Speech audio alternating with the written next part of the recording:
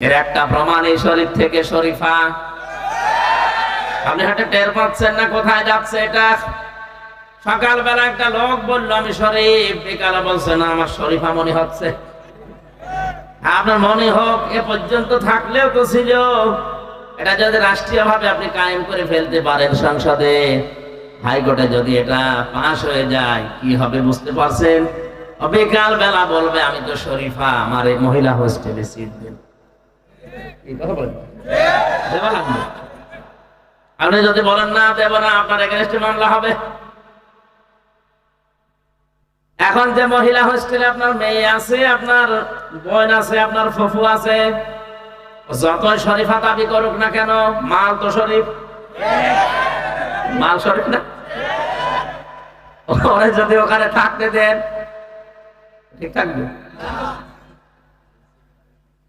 একজন